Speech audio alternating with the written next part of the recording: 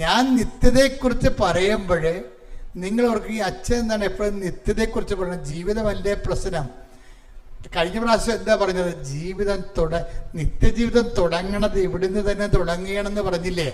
അതിൻ്റെ കാര്യം എന്ന് വെച്ച് കഴിഞ്ഞാൽ ഇവിടെ തുടങ്ങാത്തൊരു ജീവിതം നമുക്കില്ല. ഇവിടെ നിത്യജീവിതം തുടങ്ങിയ ആൾക്കാരുടെ കണ്ടിന്യൂഷനാണ് ശരീരം ആവശ്യമില്ലാത്ത ഒരു ജീവിതാവസ്ഥകളിലേക്ക് ദൈവത്തിൻ്റെ കൂടെ നമ്മൾ ജീവിക്കുന്നത്.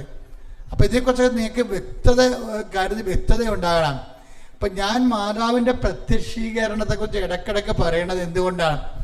മാതാവിൻ്റെ പ്രത്യക്ഷീകരണം സമയഘടികാരം നെഞ്ചിൽ ചാർത്തി ദുരന്തമുണ്ടാകാൻ കൂടെ പ്രാർത്ഥിക്കണം നമ്മ പറഞ്ഞതിൻ്റെ പിന്നിലാണ്. അത് പ്രതിഷ്ഠിക്കപ്പെട്ടപ്പോഴും ആണ് അമ്മ അതിൻ്റെ അടുത്ത ഘടകമായിട്ട് ഉടമ്പടി തന്നിരിക്കുന്നത്. പ്രത്യക്ഷീകരണത്തിൻ്റെ അടയാളമാകാൻ വേണ്ടി ഉടമ്പടി തന്നിരിക്കുന്നത്. അപ്പം എപ്പോഴും ഉടമ്പടി എടുത്തിട്ടുള്ളവരും ഉടമ്പടി ജീവിക്കുന്നവരും ശ്രദ്ധിക്കണം, ഞാൻ മാതാവിൻ്റെ പ്രത്യക്ഷീകരണത്തിൻ്റെ സാക്ഷിയാണെന്ന്. മാതാവിൻ്റെ പ്രത്യക്ഷീകരണത്തിൻ്റെ സാക്ഷി എന്ന് വെച്ച് കഴിഞ്ഞാൽ അവസാന കാലങ്ങളിലെ കളറാണ് ഈ കാണുന്നത്. കണ്ടില്ലേ? അവസാന കാലങ്ങൾ വെടിയും പുകയും കണ്ടില്ലേ, കൊടുങ്കാറ്റും എല്ലാം. നമ്മൾ എന്താ പറയുക? പ്രപഞ്ച പ്രകൃതിയുടെ മാതാവേ. ഇപ്പം നമ്മൾ എന്താ പറയുക? ഇപ്പം ഐശ്വര്യ, അതായത് ഡോക്ടർ ഐശ്വര്യ എന്ന് പറഞ്ഞൊരു മോഡി ദിവസം സാക്ഷ്യം പറഞ്ഞു. അപ്പം അവർ ഡോക്ടർ ഐശ്വര്യ, അപ്പം അവർ 2016 അന്നത്തെ മരിയന്ത വസുദേവൻ കൂടിയതാണ്. അവർക്ക് അങ്ങനെ MBBS കരിബിയൻ ദ്വീപിലെ അഡ്മിഷൻ കിട്ടി. അവരങ്ങനെ പോയി അവിടെ പഠിച്ച് ഡോക്ടറായി. അപ്പം കരിബിയൻ ദ്വീപിലേക്ക് ഒരു ഹരിക്കെയിൻ വന്നു. ഹരിക്കെയിൻ എന്ന് പറയുന്നത് എന്താണ്? ഈ കൊടിയ ചുഴലിക്കാറ്റ്. അപ്പം മണിക്കൂറിന് 110 കിലോമീറ്ററാണ് അതിൻ്റെ വേഗത. അപ്പം നമ്മൾ ഈ വന്ന് കെട്ടറൊന്നും കാണത്തില്ല, ഇങ്ങനെ നക്കി എടുത്തോണ്ട് പോയി കളയും, ഒരെണ്ണം പോലും അവശേഷിക്കത്തില്ല. അപ്പം കരീബിയൻ ദ്വീപിലേക്ക് ഈ ചുഴലിക്കാറ്റ് വരുന്ന ഹരിക്കെയിൻ വരുന്നെന്ന് കേട്ടപ്പോൾ തന്നെ എല്ലാവരും, ഇപ്പം ഇറാനിൽ നിന്ന് കുറേ ആൾക്കാർ നാടുവിട്ട് പോകണില്ലേ, 50% ആൾക്കാർ ഒഴിഞ്ഞു പോയി. അതുപോലെ ഹരിക്കെയിൻ ദ്വീപിൽ നിന്ന് എല്ലാവരും ഒഴിഞ്ഞു പോകും.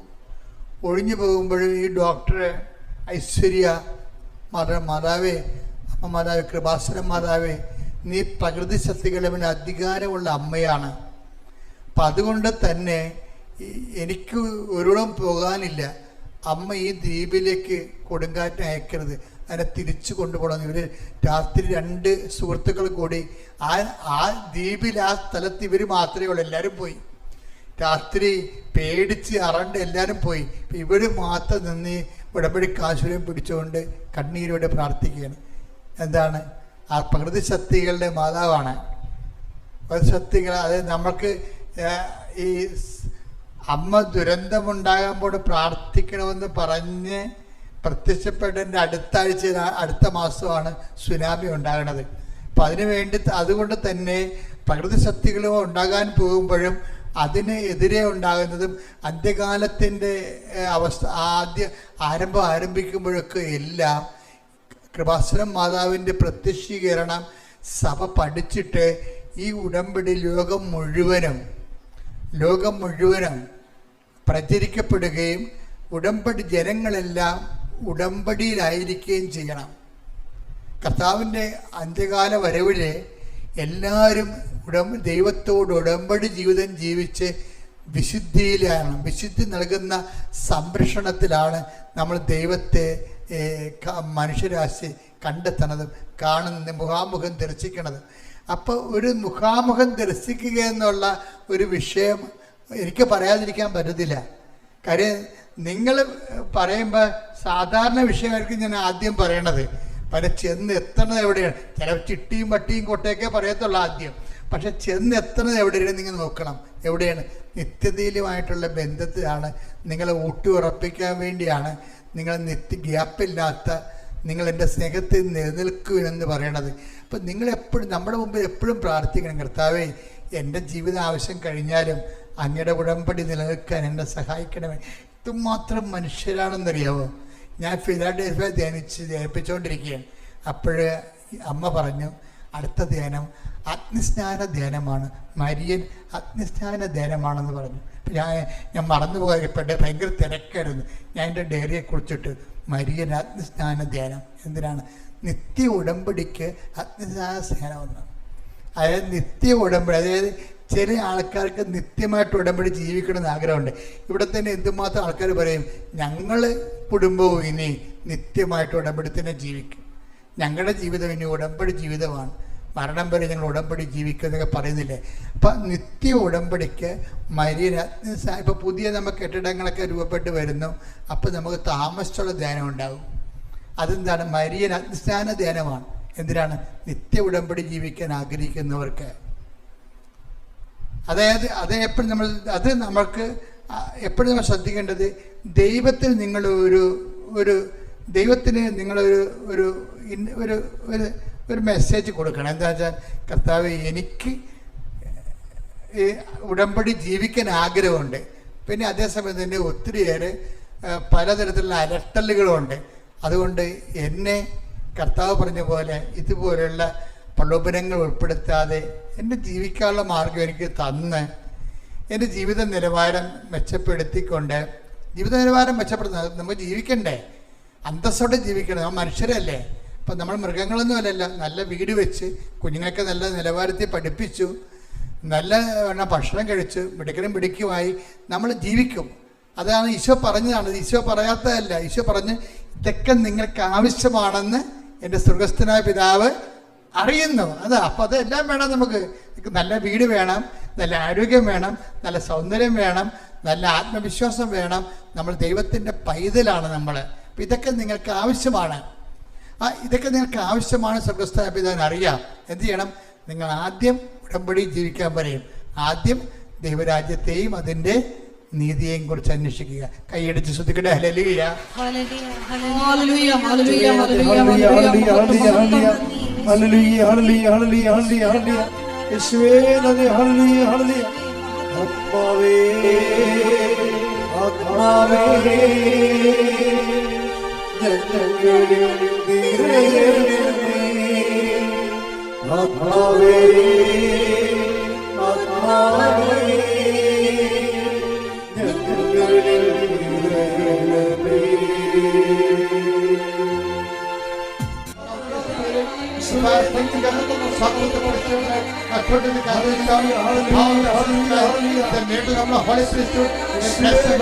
എന്റെ കർത്താവിനുമായ നാമത്തിൽ സഭയുടെ അധികാരത്തിൽ ക്രിസ്ത്യൻ അടയാളത്തിൽ ദൈവശക്തിയാൽ ഇന്ന് ഉടമ്പടി ജീവിതം ജീവിച്ചുകൊണ്ട് ഉടമ്പടിക്ക് സാക്ഷ്യമായ എല്ലാ മക്കളും ഓർത്തുകൊണ്ട് യേശു ക്രിസ്തുവിന്റെ മാർഗരോഗങ്ങള്, തീരാവേദികള്, ജീവിതങ്ങള്, ജീവിതടസ്സങ്ങള് യേശുവിന്റെ നാമത്തിൽ മാറിപ്പോകട്ടെ.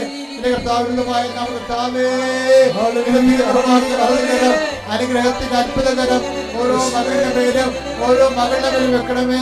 ഈശോ തിരുക്കുർബാന വിടുന്നകരം, അണിപ്പുറവാൻ അത്ഭുതകരം ഓരോ മകന്റെ പേരും ഓരോ മകളുടെ പേരും വെക്കണം. മാരക രോഗങ്ങള്, തീരാവേദികള്, ജീവിത ദുരിതങ്ങള്, ജീവിത തടസ്സങ്ങള്, ഈശോ കുഞ്ഞുങ്ങള്, ഗർഭിണികളായ മക്കള്, അമ്മമാര്, ഗർഭത്തിൽ ശുദ്ധികളുടെ എല്ലാ വിധത്തിലുള്ള വേദനകള്, രോഗങ്ങള്, ആന്തരികമായ അപകടങ്ങള്, വൈകല്യങ്ങള്, ജോലിയില്ലാത്ത അവസ്ഥകള്, വീടില്ലാത്ത അവസ്ഥകള്, ഓരോരോ സർട്ടിഫിക്കറ്റുകള്, രേഖകൾ കിട്ടാത്ത അവസ്ഥകള്, കോളേജില് അഡ്മിഷൻ കിട്ടാത്ത അവസ്ഥകള്, പഠനങ്ങള്, റിസൾട്ടുകളെ പ്രതീക്ഷിക്കുന്നവര്, അവരെല്ലാം സ്പർശിക്കണമേ.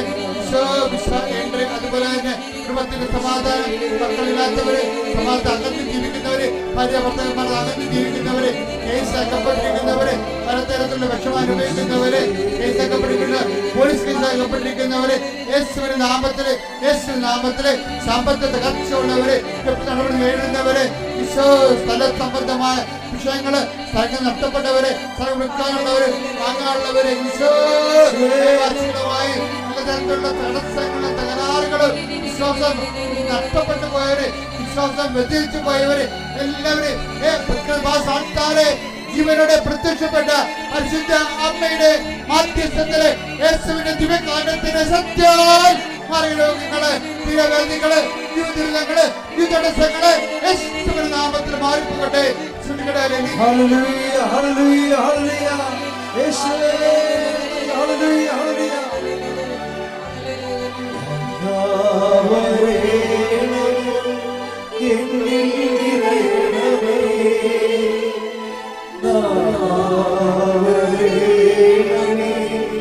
സൗഖ്യം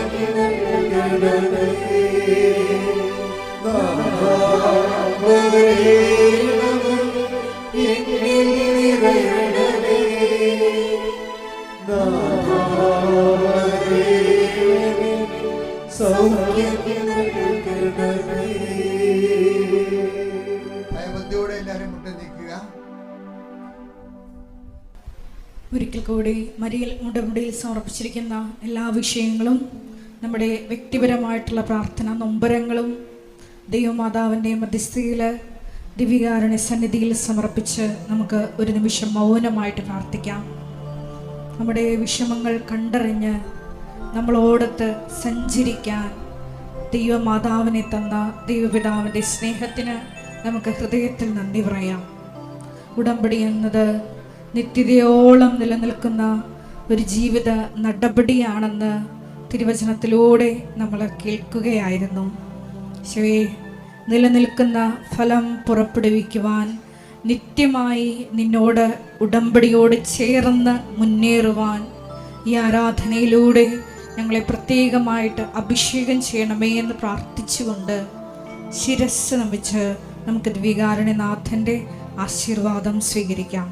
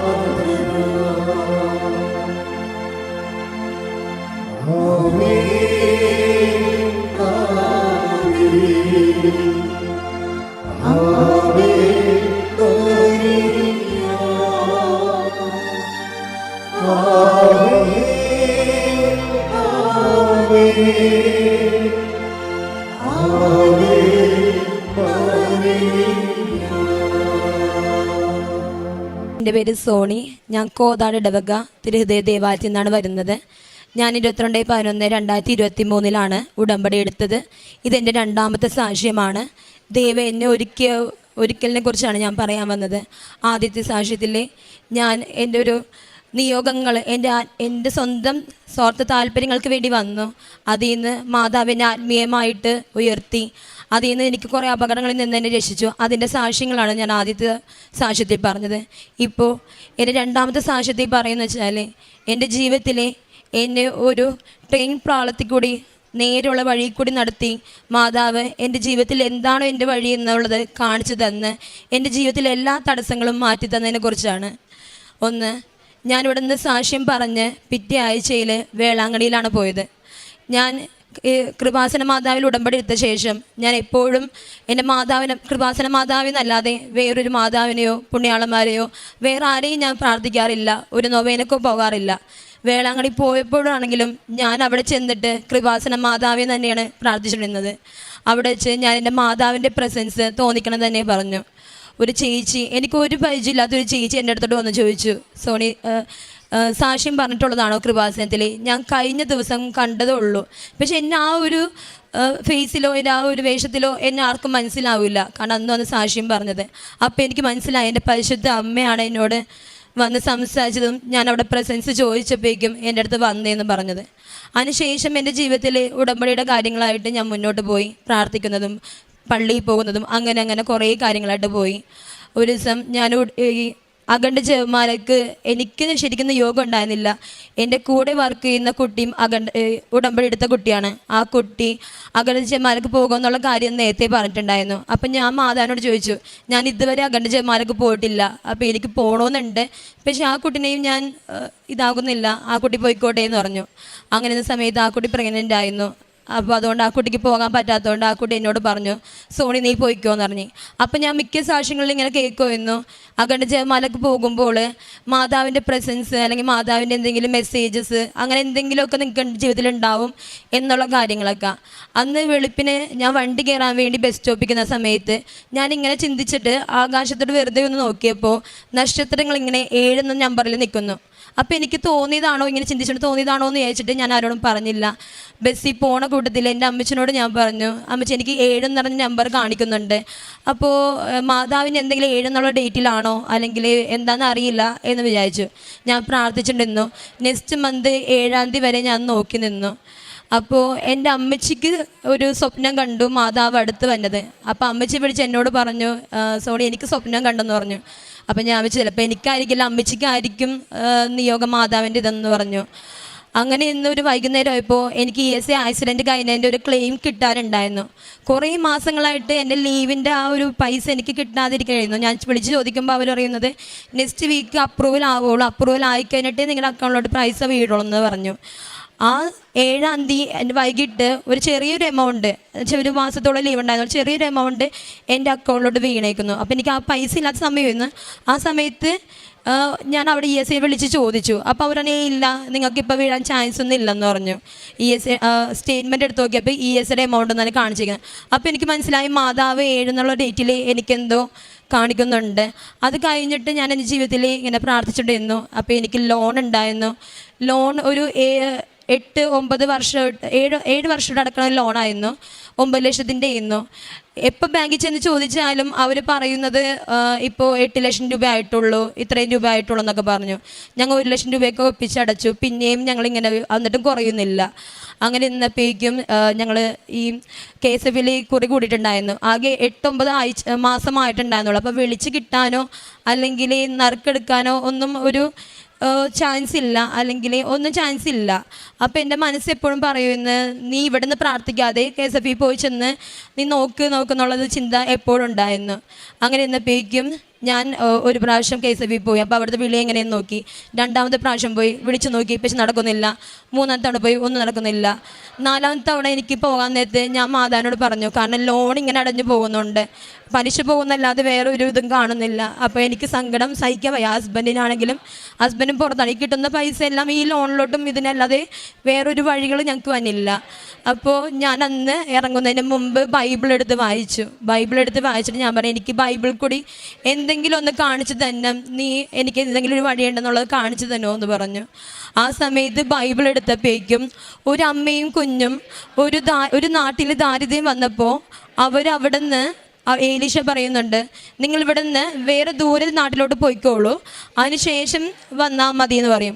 ദാരിദ്ര്യം മാറിക്കഴിയുമ്പോൾ അവർ 7 വർഷത്തിന് ശേഷം അവർ തിരിച്ചു വരുമ്പോൾ അവർക്ക് അവിടുത്തെ രാജാവിനോടും മന്ത്രിമാരോടൊക്കെ ചോദിക്കുന്നുണ്ട്, എൻ്റെ സ്വത്ത് തിരിച്ചു തന്നോന്ന് പറയുന്നുണ്ട്. അപ്പോൾ രാജാവ് എല്ലാവരും ചെക്ക് ചെയ്യും അതിനകത്ത്, നിങ്ങൾക്കിത് കൊണ്ടുപോയിട്ടുണ്ടോ? അപ്പോൾ പറയും ഏലീശ ഇങ്ങനെ പറഞ്ഞിട്ടാണ് പോയെന്നുള്ളത്.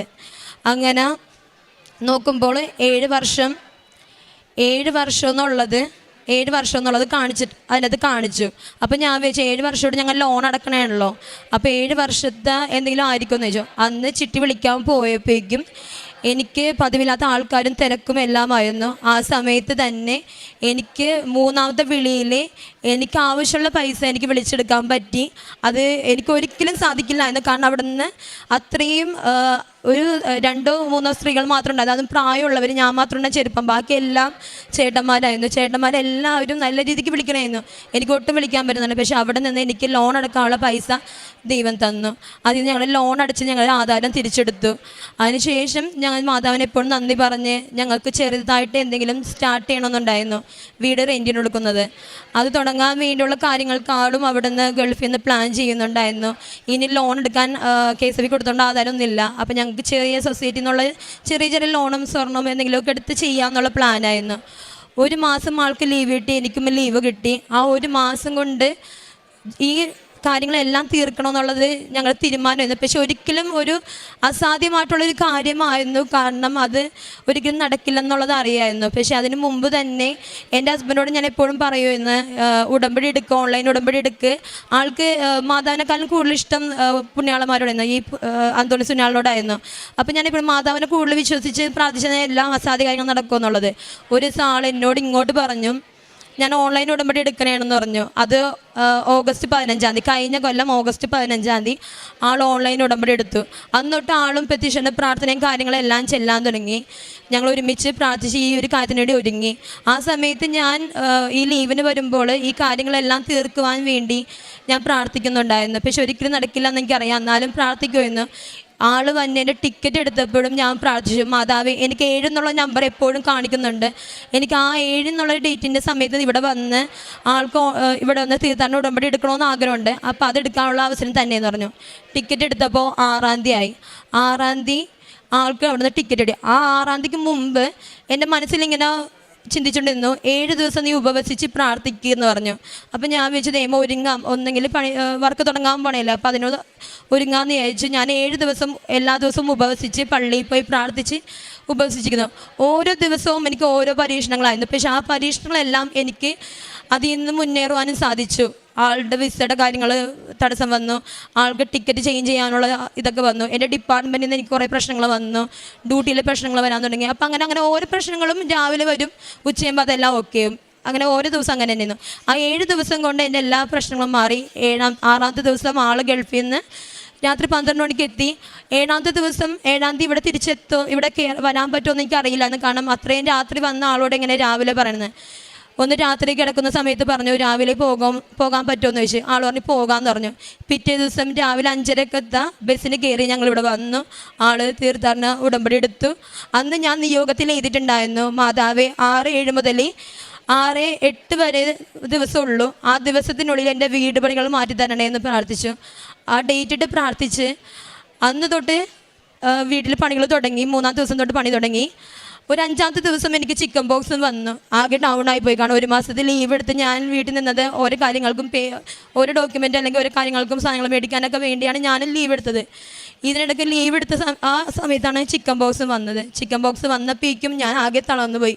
എന്ത് ചെയ്യും, ഇനി ഇവർക്ക് വീട്ടിലുള്ള എല്ലാവർക്കും വരുമോ, ഇനി ഇത്ര ദിവസം വന്നു കഴിഞ്ഞാൽ അവർക്കും ബുദ്ധിമുട്ടല്ലേ എന്നുള്ള ചിന്ത ചെയ്യുന്നു. ആ സമയത്ത് ഞാൻ ഉടമ്പടി തൈലവും ഉപ്പൊക്കെ എടുത്ത് എപ്പോഴും പുരട്ടി കഴിക്കുമായിരുന്നു.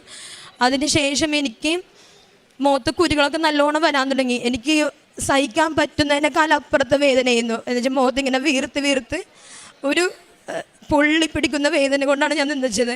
ആ സമയത്ത് ഞാൻ ഈശോയുടെ തിരുശരീരത്തിൻ്റെ കൈവച്ചിട്ട് എൻ്റെ ഈശോയുടെ തിരുശരീരമേ, നീ സഹിച്ച വേദനയുടെ അത്രയൊക്കെ ഇല്ലെന്ന് എനിക്കറിയാം, പക്ഷെ എനിക്കിത് സഹിക്കുവാനുള്ള ശേഷി തരണമേ എന്ന് ഞാൻ പ്രാർത്ഥിച്ചു. ആ സമയത്ത് മുഖത്ത് എണ്ണയും കൂടി പറ്റിയ ശേഷം എൻ്റെ മുഖത്തുള്ള ചൂടെല്ലാം മാറി, എൻ്റെ കുരുവെല്ലാം താന്ന് ഞാൻ 7-ാമത്തെ ദിവസം എനിക്ക് പുറത്തിറങ്ങണമെന്ന് ഞാൻ പ്രാർത്ഥിച്ചു.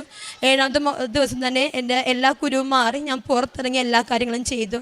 അതേപോലെ 1 മാസം കൊണ്ട് എൻ്റെ വീട്ടിലെ എല്ലാ പണിയും തീർത്തു. എന്ന് വെച്ചാൽ എൻ്റെ പഴയ വീട് കണ്ടവർക്കറിയാം, അത്രയും ഭംഗിയായിട്ട് 7 ഡോറുള്ള ഒരു ഫുള്ള് സെറ്റായിട്ടുള്ള ഒരു വീട് ഞങ്ങൾക്ക് ഈശോ പണിത് തന്നു. മാതാവ് അനുഗ്രഹിച്ചു. അതേപോലെ കാരുണ്യ പ്രവർത്തികൾ എന്ന് വെച്ചാൽ എല്ലാവർക്കും എന്തെങ്കിലും ഓൺലൈനായിട്ടാണെങ്കിലും പൈസയൊക്കെ കൊടുക്കുമെന്ന്, ഏതെങ്കിലും പാവപ്പെട്ടവരെ കാണുമ്പോഴാണെങ്കിലും അവർക്ക് പൈസ കൊടുക്കുമായിരുന്നു. പിന്നെ ഫുഡൊക്കെ എന്നെക്കൊണ്ട് പറ്റാവുന്ന രീതിയിൽ ഫുഡ് കൊണ്ടേ കൊടുക്കും. പ്രേക്ഷിത പ്രവർത്തനമായിട്ടെന്ന് വെച്ചാൽ പത്രം എല്ലാവർക്കും കൊടുക്കും. എല്ലാ മാസവും വന്ന് വിടുന്ന പത്രം വാങ്ങിച്ചിട്ടും പോകും. അതെൻ്റെ കൈ കണ്ടു ഞാൻ പറഞ്ഞു തന്നെ കൊടുക്കും. മാതാവിന് അനുഗ്രഹം കിട്ടും. എത്ര വിഷമമുണ്ടെങ്കിലും മാതാവിന് അനുഗ്രഹം എന്തിലാണെങ്കിൽ കിട്ടും. മാതാവ് ഒരിക്കലും നമ്മൾ ഇതാക്കില്ല എന്ന് പറയും. ഒരു ദിവസത്തെ കുർബാന പോലും മുടക്കാൻ എനിക്ക് പറ്റിയിട്ടില്ല. കാരണം 6 മണിക്കത്തെ കുർബാനക്ക് പോയിട്ടില്ലെങ്കിൽ എനിക്ക് അടുത്തടുത്ത കുർബാനക്ക് എങ്ങനെയെങ്കിലും മാതാവിനെ ഒരുക്കും. അല്ലെങ്കിൽ വൈകുന്നേരത്തെ കുർബാനക്ക് ഡ്യൂട്ടി ഉണ്ടെങ്കിൽ പോലും ചിലപ്പോൾ ഡ്യൂട്ടി ഞാൻ ഫോണിൽ ലീവാക്കിയിട്ടാണെങ്കിൽ ഞാൻ പള്ളിയിൽ പോകും. എനിക്ക് ഒരു ദിവസം പോലും മുടങ്ങേണ്ട ആവശ്യമില്ല. ചിക്കൻ ബോക്സ് വന്നപ്പോൾ മാത്രമേ ഉള്ളൂ എനിക്ക് മുടങ്ങേണ്ട ആവശ്യം വന്നിട്ടുള്ളൂ. അല്ലാതെ അന്നും ഞാൻ വീട്ടിൽ നിന്ന് ഓൺലൈനായിട്ട് കുർബാന കൂടുമായിരുന്നു. എല്ലാം തന്നതിന് മാതാവിനും ഈശോയ്ക്കും ഒരായും നന്ദി. എപ്പോഴും ഞാൻ എല്ലാവരും പറയുന്നു, മാതാവ് നമ്മുടെ മധ്യസ്ഥയാണ്. പക്ഷേ എല്ലാ അനുഗ്രഹവും തരുന്നത് നമ്മുടെ ഈശോപ്പയാണ്.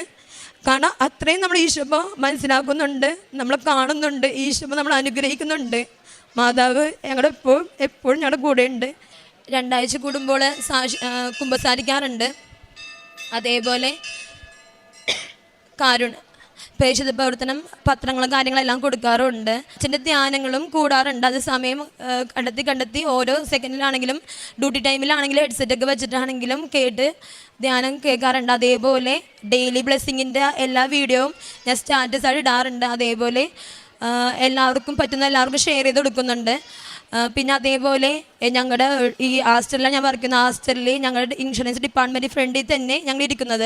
അപ്പോൾ അവിടെ ഈ മാതാവിൻ്റെ രൂപം വെച്ച് ഞങ്ങൾ അവിടെ ആ ഫോട്ടോ വെച്ചിട്ടുണ്ട്. അപ്പോൾ വന്നവരും പോണവർക്ക് എല്ലാം മാതാവിൻ്റെ പ്രസൻസ് അറിയാൻ വേണ്ടിയും ഒരു പ്രേക്ഷിത പ്രവർത്തനത്തിന് വേണ്ടിയും അങ്ങനെയും ചെയ്യുന്നുണ്ട്. അപ്പോൾ അറിയാത്തവർക്ക് അറിയാൻ വേണ്ടിയും ഇപ്പോൾ അറിയില്ലാത്തവരെന്ന് വെച്ചാൽ അറിഞ്ഞിട്ടും അറിയാത്ത പോലെ നടിക്കുന്നവർക്ക് മനസ്സിലാക്കാൻ വേണ്ടിയും ഇത്രയും ഹോസ്പിറ്റലിൽ ഇത്രയും ഡ്യൂട്ടി നിൽക്കുന്ന ഞങ്ങൾക്ക് ഇതിൽ വിശ്വാസം ഉണ്ടെന്ന് മറ്റുള്ളവർക്ക് ബോധ്യപ്പെടുത്താൻ വേണ്ടിയും മാതാവിൻ്റെ എപ്പോഴും പ്രാർത്ഥിക്കുകയും അവിടെ നിന്ന് എല്ലാം ചെയ്യുകയും ചെയ്യാറുണ്ട്.